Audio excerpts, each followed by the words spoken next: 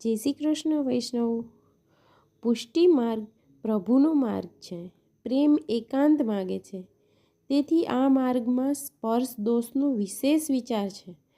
તેને લીધે જ સેવા અપરસમાં કરવાની પરંપરા છે, જેથી અન્યનો દુર્સંગ લાગતા મન શિથિલ ના બને, જેથી આપણે લૌકિક તરફ ઢળી ના જઈએ।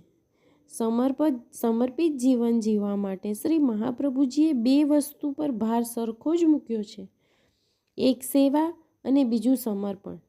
આ બંને સમર્પિત જીવનના બે ચરણ છે। બંને ચરણ સમાન અને સરખા સશક્ત જોઈએ, નહીં તો જીવન લંગડાઈ જાય।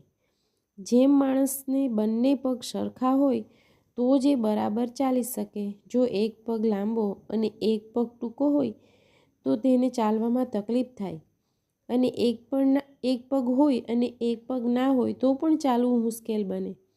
આમ સમર્પિત જીવન જીવવા માટે સેવા અને સમર્પણ એટલું જ જરૂરી છે।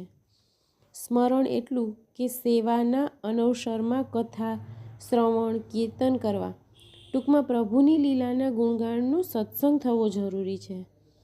અહીં એક વાત ધ્યાનમાં રાખવી કે અપરસ જેટલી પડાય એટલી જ પાડવી, પણ એના લીધે કોઈ કજિયો કે કંકાસ ના કરવો, જે પ્રભુને પસંદ નથી।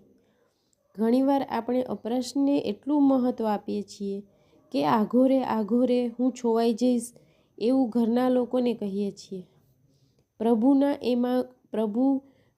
એમાં ગૌણ થઈ જાય અને અપરસ મુખ્ય થઈ જાય છે। તેથી જ ઘણીવાર ઘરના બાળકો સેવામાં જોડાતા જ નથી, અને એમનામાં એવી લઘુતા ગ્રંથિ બંધાઈ જાય છે કે આ માર્ગ તો બહુ પાળવાનો છે, એટલે તેઓ દૂર જ રહે છે, અને છેવટે પ્રભુને ગ્વાલમંડળીમાં પધરાવવાનો વારો આવે છે।